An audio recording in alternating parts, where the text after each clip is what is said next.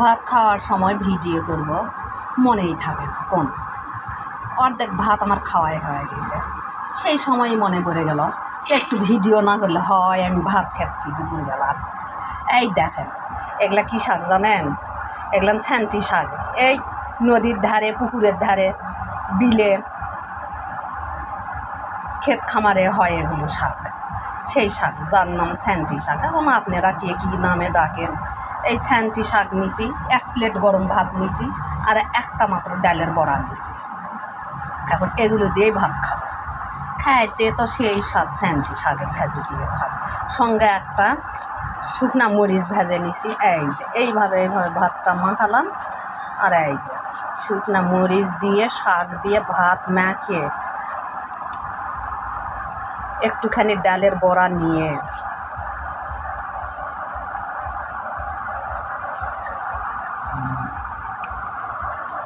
এইভাবে খেতে কি স্বাদ! একবার যদি খান না তাহলে আর ভুলতে পারবেন না।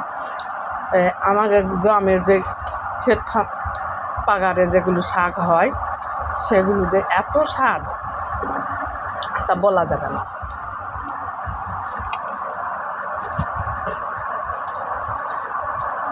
একবার খালে এই ছ্যাঞ্চি শাকের স্বাদ মুখে একদম লাগে থাকবে।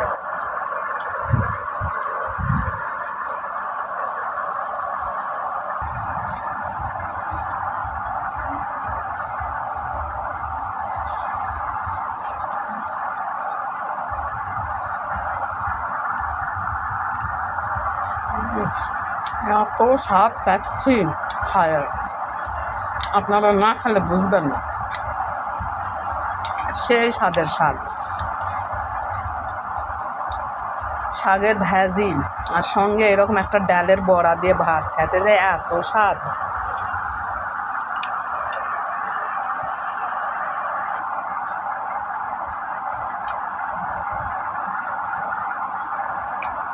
যখন 1 প্লেট ভাত একবার খাই ফেলবে।